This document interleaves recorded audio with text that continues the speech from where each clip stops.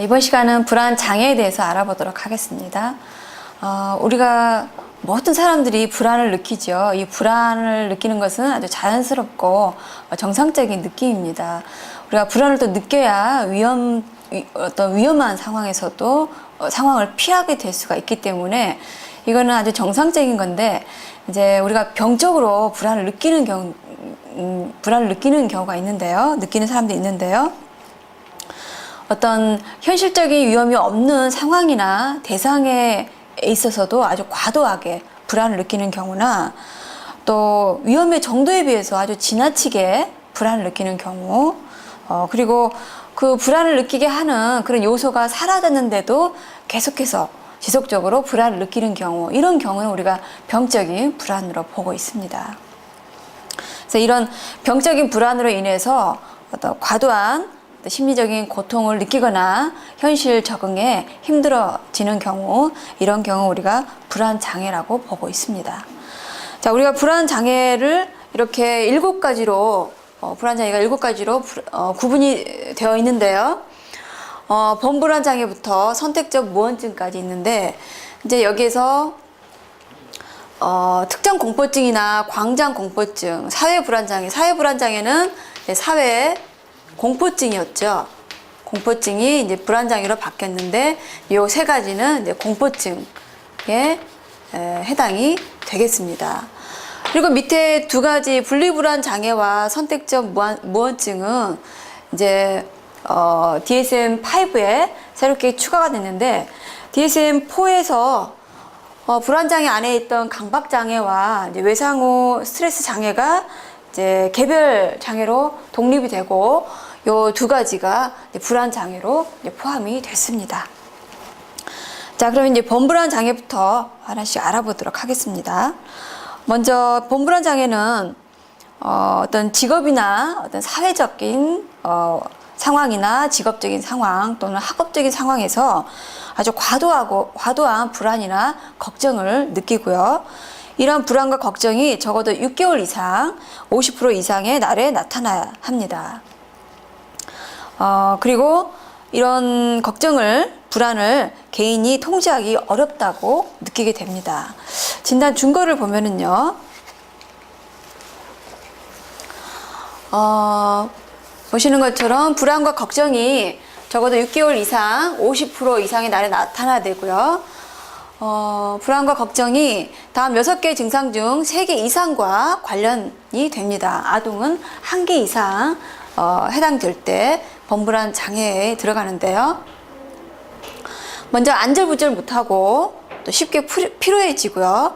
주의 집중이 잘 안 되고, 그리고 이제 화를 잘 냅니다. 이 각성이 되어 있기 때문에 집중이 안 되고, 또 쉽게 피로해지고, 또 화를 잘 내고, 근육이 긴장돼 있고, 또 수면 장애가 발생이 됩니다. 자, 이렇게 불안이나 걱정이나 어떤 지속적인 긴장으로 인해서 어떤 신체적인 불편함들이 많이 나타나는데요.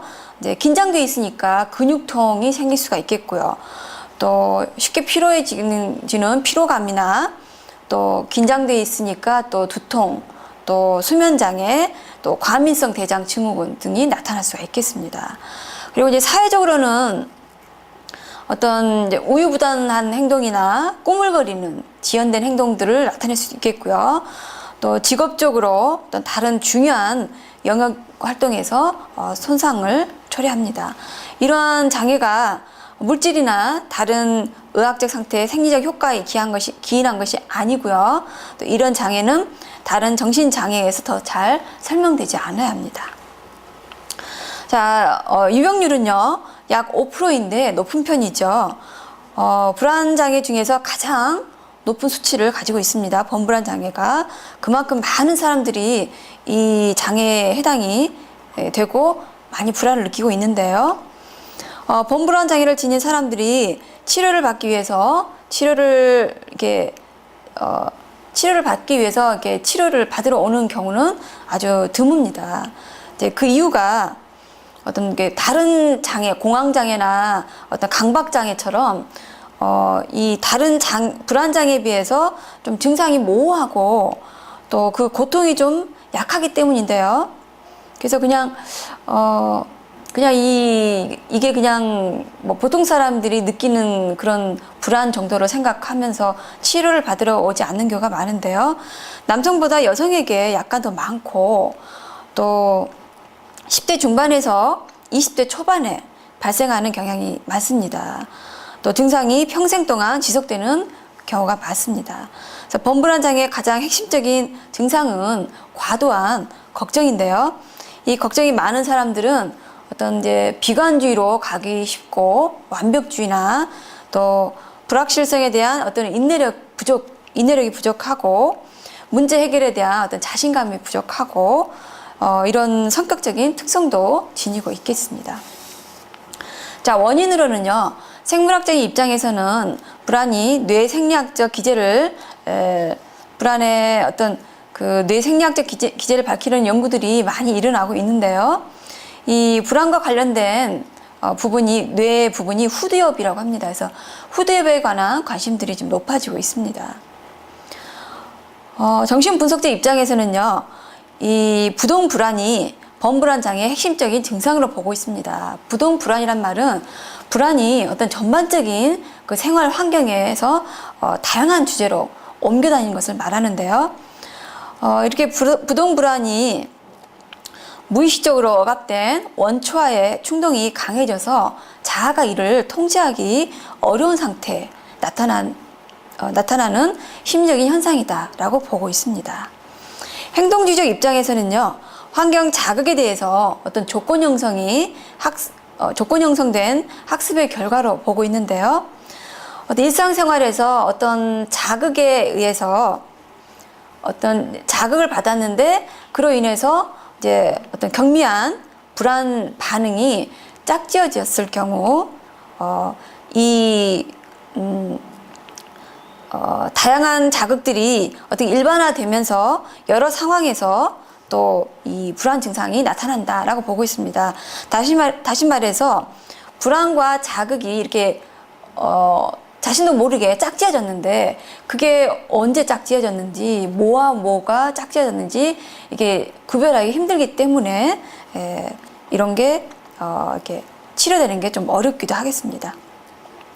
인지적인 입장에서는요, 이 불안한 사람들은 자신들이 위험한 상황에 처해져 있다라고 지각하는 경향이 있는데요.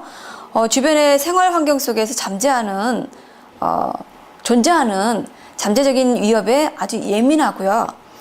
불안한 사람들은 잠재적인 위험이 실제로 위험한 사건으로 발생될 확률이 높다, 아주 과도하게 이게 높게 평가를 하고 있습니다.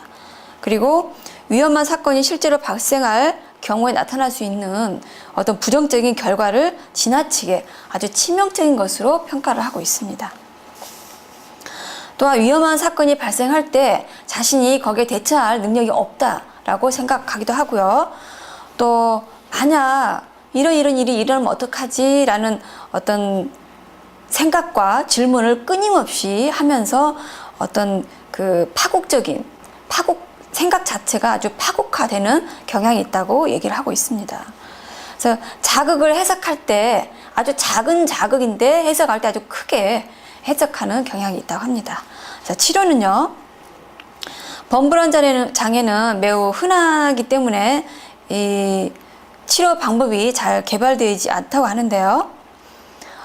약물 치료로 가능하겠는데 약물이 이 자극에 대한 과민성을 저하시키고 사고와 행동을 감소시키는 진정 효과가 있다고 합니다. 근데 이제 문제점은 이 진정 효과가 잘 나타나지 않는 경우가 있겠고요. 또 다량으로 복용을 하게 되면 어떤 인지적으로 또 행동적으로 기능이 저하되기도 합니다. 그럼으로 인해서 어떤 활동이 사회적으로 직업적으로 활동이 저하가 되고 또 공부하는데 집중이 잘 안 될 수도 있겠고요. 운전하는데 또 위험할 수도 있겠고요. 또 장기간 복용을 하면 내성이 생기고 또 심리적으로 의존하는 또 의존성이 생겨서 이 약물을 중단하기가 어렵게 되고 또 복용을 중단하면 여러 가지 금단 현상이 나타난다고 합니다. 인지행동적에서는요, 걱정 사고 기록지를 작성을 해서 이것이 이 걱정이 진짜 현실적인 것인지 효율적인 것인지 논의하고 생각해 보도록 해서 그런 것들을 수정하도록 해 나가고요. 그리고 이제 대응적인 생각을 하게끔 하는데 예를 들어서 정반대로 생각해봐라 라고 이런 지시를 내릴 수도 있겠습니다. 또한 그 강박장애 치료처럼 시간을 정해놓고 그 시간 동안만 불안해 하도록 하는 그런 방법도 있겠고요. 그리고 어떤 불안 사고를 이렇게 심상으로 상상으로 반복적으로 노출을 시켜서 어떤 인내력을 증가시키거나 아니면은 이 그 고통을 유발하는 사고나 감정을 회피하기보다는 수용하도록 하는 치료 방법이 있겠습니다. 자, 두 번째는 이제 특정 공포증이 있겠는데요. 특정 공포증은 이 범불안 장애보다 좀 더 그 훨씬 심한 정도의 불안과 두려움을 나타냅니다. 갖고 있습니다. 그래서 특정한 대상이나 상황에 한정되고 이 회피 행동을 유발하기도 하는데요. 진단 기준을 보면은요. 특정한 대상이나 상황에 한정돼서 심한 불안, 아주 심각한 불안을 느끼면서 회피 행동을 유발합니다. 첫 번째, 특정한 대상이나 상황에 대한 현저한 공포나 불안을 경험을 합니다. 두 번째는 공포를 유발하는 대상이나 상황에 노출이 되면 거의 예외 없이 즉각적으로 공포 반응을 나타내고요. 세 번째, 공포증을 느낀 사람은 공포를 느끼는 대상과 상황을 회피하려는 회피 행동을 보입니다. 그리고 이 느끼는 공포나 불안이 상황보다 지나친 것이어야 되고요. 그리고 공포와 회피 행동이 6개월 이상 지속돼서 심한 고통을 경험하거나 또 사회적으로 또 직업적인 활동에 현저한 방해가 나타나야 되겠습니다. 자, 특정 공포증의 이제 4가지 그 하위 유형이 있는데요. 첫 번째 이제 동물형이 있는데 어떤 동물이나 곤충을 아주 두려워하는 경우가 있습니다. 예를 들어서 뭐 거미나 뱀 이런 것들을 두려워하는 경우가 있는데 최근에는 새를 두려워하는 사람들이 많은 것을 볼 수가 있었습니다. 두 번째는 이제 자연 환경형이 있겠는데요. 자연에 대한 심한 공포를 느끼는 경우가 있겠습니다. 그러니까 높은 산이나 바다, 강 이런 것에 대한 공포를 느끼는 경우도 있겠습니다. 그리고 이제 혈액 주사 상체형이 있겠는데요. 신체적인 상해나 고통을 두려워하는 경우가 있습니다. 피를 보면 굉장히 무서워하거나 주사를 맞는 이제 상처가 났을 경우에 이제 굉장한 공포를 느끼는 경우가 있습니다. 네 번째는 상황형이 있겠는데요. 폐쇄된 공간과 같은 상황을 두려워하는 경우가 있습니다. 예를 들어서 이 엘리베이터, 그러니까 이렇게 협소한 공간 같은 그 폐쇄된 공간과 같은 곳인데요. 비행기나 엘리베이터 같은 곳에서 굉장한 공포를 느끼는 경우가 있겠습니다. 이 4가지 중에 상황형이 가장 흔하고요. 상황형이 가장 흔하고 그 다음에 자연 환경형, 그리고 혈액 주사 상처형, 그리고 동물형 순서로 흔하겠습니다. 이 특정 공포증 환자들은요, 공포 대상과 직면하게 될 것을 예상을 할 때만이라도, 그러니까 그 상황에 처해있지 않고 그를 예상을 할 때부터 벌써 심한 불안을 경험합니다. 그래서 이들이 지니는 이 공포의 초점은 그런 대상이나 상황으로부터 어떤 상해를 받을 것이라는 점인데요. 이 공포 수준이 이 공포 자극과 얼마나 가까이 있냐, 그리고 회피할 가능성이 얼마나 있냐에 따라서 이 공포 수준이 달라지겠습니다.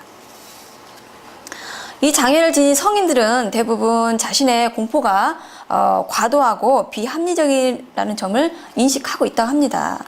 그리고 평생 유병률은 10%에서 11.3%인데 굉장히 높고요. 높은 편이고요. 여성이 남성보다 2배 많습니다. 그리고 10대 청소년 때 많은 사람들이 경험을 하는데요. 이 특정 공포증 때문에 치료를 받으러 오는 사람들은 또 드물다고 합니다. 그 이유가 이제 피할 수 있다라는 이유 때문인데요.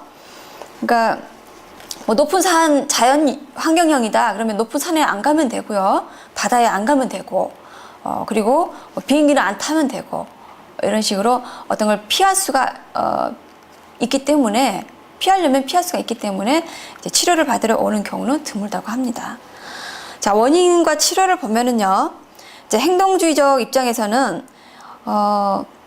공포 반응이 고전적 조건 형성에 의해서 습득되었다라고 보고 있습니다.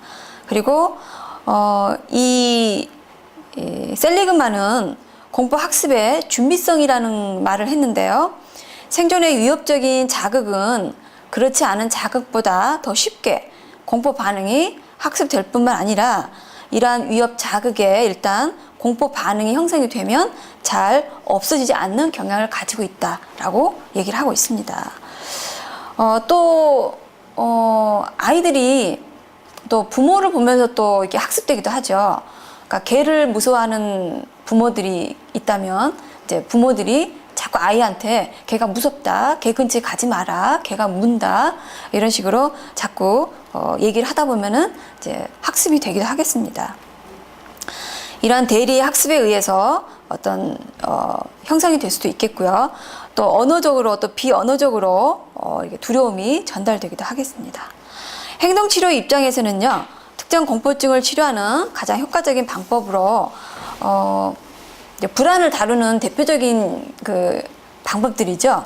체계적인 둔감법이나 그러니까 체계 조금씩 노출시켜서 이렇게 자극을 노출시켜서 둔감시키는 그런 방법이고요. 노출 치료가 있는데 이제 반복적인 노출을 통해서 공포 자극에 적응하도록 유도를 합니다. 그리고 이제 참여적인 모방 학습법이라 해서 다른 사람이 공포 자극을 불안 없이 대하는 걸 보고 관찰하도록 해서 이제 모방하도록 학습하도록 하는 거죠. 그리고 이제 이완 훈련을 할 수도 있겠습니다. 신체를 이완시키도록 유도를 하는 방법이 있겠습니다. 정신분석적 입장에서는요, 웨디푸스 갈등과 관련된 것으로 보고 있습니다. 이 무의식적인 갈등이 외부 대상의 투사가 돼서 공포증이 나타나는데 흔히 회피할 수 있는 대상에게 공포가 대치돼서 회피 행동을 통해 공포를 피할 수 있게 피한다라고 보고 있습니다. 그래서 공포증의 기저에 자리 잡고 있는 이 무의식적 갈등을 자각하고 해소하게 함으로써 이 공포증이 치유될 수 있다라고 보고 있습니다. 자, 불안장애 세 번째, 이제 광장 공포증이 있겠는데요. 이 광장 공포증은 실제 광장에서 출발했다고 합니다. 특정한 장소나 상황에 대한 공포를 나타내는 경우를 말하는데요. 자, 진단 준거를 보겠습니다. 광장 공포증은 다음 5가지 상황 중 최소 2개 이상의 상황에 대한 현장 공포와 불안을 나타내야 되는데요. 먼저 대중교통수단, 버스나 기차나 비행기, 그리고 개방된 공간, 주차장이나 시장이나 폐쇄된 공간, 쇼핑몰, 극장, 그리고 아까 엘리베이터 이런 공간을 말하고요. 또 줄을 서 있거나 군중 속에 있는 거, 그리고 집 밖에서 혼자 있는 거, 이 5가지 중에서 최소 2개 이상의 상황에 공포와 불안을 느껴야 되는데 이 2가지라고 해서 예를 들어서 버스와 비행기가 2가지다. 이거는 해당이 안 됩니다. 이거는 버스나 비행기나 다 대중교통수단에 포함되기 때문에 이거는 한 가지로 보고요. 그러니까 버스나 극장 이렇게 대중교통수단과 폐쇄된 공간 요 2가지. 자, 요렇게 2가지에 해당이 됩니다. 그다음에 B는 기준 A의 상황을 두려워하거나 회피하는 이유가 공황과 유사한 증상이나 무기력하고 당혹스러운 증상이 나타날 경우에 회피하기 어렵거나 도움을 받을 수 없다는 생각 때문이야 합니다. 이건 이제 그 특정 공포증의 상황과 유사하지만 이제 구분이 돼야 되는데요. 그러니까 도움을 받을 수 없다라는 생각 때문이죠. 그러니까 노인분들이 이제 어떤 쓰러졌을 때나 노인들이 이제 쓰러졌을 때 어떤 그 도움을 받을 수 없다라는 어떤 공포 이런 것들을 말할 수 있겠습니다. 세 번째는 이제 광장 공포증을 유발하는 상황에 노출되면 거의 예외 없이 공포와 불안을 경험하고요. 그리고 적극적으로 회피하려고 하고 하지만 동반자가 있으면 또 공포와 불안을 견뎌낼 수 있습니다. 또 실제적인 위험과 사회 문화적 맥락을 고려할 때 이런 공포가 아주 지나친 것이어야 되고요. 그리고 6개월 이상 지속되어야 되고, 그리고 사회적, 직업적 다른 중요한 영역에서 심각한 고통이 있어야 되겠습니다. 그리고 이제 다른 의학적 상태가 있을 경우에 또 그러니까 이런 장 질환이나 파킨슨병을 가지고 있는데 그거에 비해서 너무 지나치게 그 병 자체보다 너무 지나치게 불안을 가지고 있을 때 해당이 되고요. 그리고 다른 정신장애에 의해 설명되지 않아야 합니다.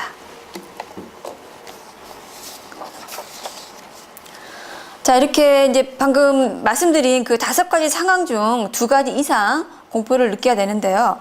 이 한 가지의 상황에만 공포가 한 가지 상황에서만 공포를 느끼면 이거 이제 특정 공포증 상황형으로 진단이 내려지겠습니다.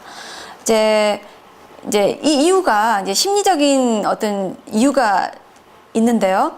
광장 공포증을 지닌 사람은 특정 상황에서 공황과 유사한 증상이나 당혹스러운 증상이 나타나는 것을 두려워하는 것을 말하고요.